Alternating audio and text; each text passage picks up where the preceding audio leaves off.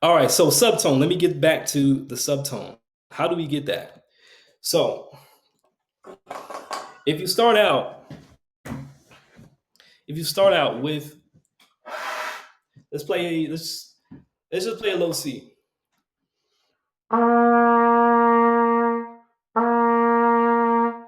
right? Just play a low C, really nice and open. And then what I want you to do is I want you to turn that low C into something that's extremely airy. I'm not gonna I'm not gonna tell you exactly what to do, but I want you to copy what I'm doing. So make that low C extremely airy, right?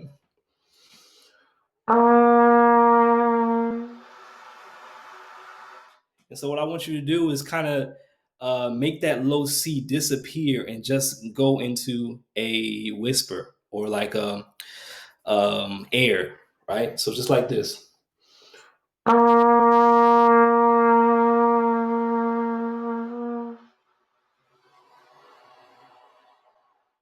right? So we have that. So if you can do that, you can make a subtone because the subtone, how to get that subtone is right in the middle of that clear tone and that no tone, that airy tone. It's somewhere in the middle. So I want you to find that spot where you still get a little bit of tone and it's surrounded by um, a, surrounded by a layer of air, a layer of like whisper, you know. So let me do it again. So I'm gonna start with a nice clear tone, and I'm gonna try to find the midpoint of where there's air around the sound, but I still get a core sound.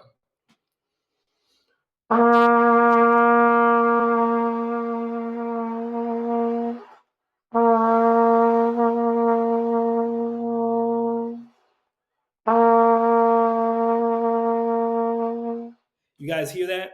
Hopefully it's is not too. Hopefully the trumpet playing isn't too is not feeding back too much. But you hopefully you can hear the subtlety of that air around the tone. If you can hear that, put in number one in the chat on Instagram and on Facebook and YouTube. So let me do it again. I want you to let me know if you can hear that.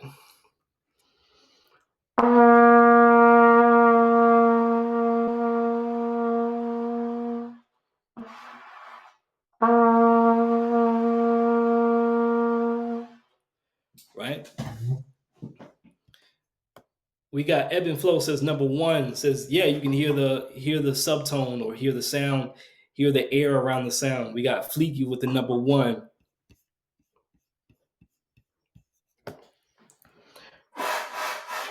So what I did was I started with a nice clear tone and I slowly then brought it to no tone, right? Just to get the motion or the right effect of what we need. And then the second thing I did was I did it again, but I stopped somewhere in the middle of where there's tone and there's air, just a nice little thin layer around the tone.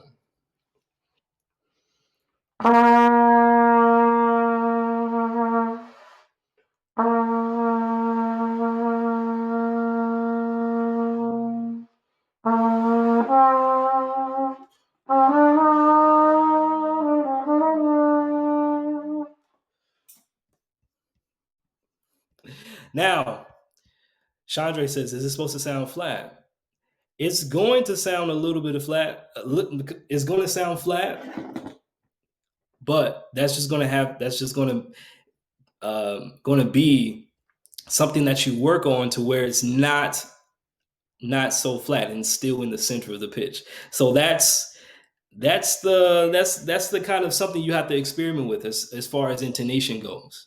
So if it's sounding flat, that's you just got to have to deal with that and try to make some adjustments to make it in the center of the pitch.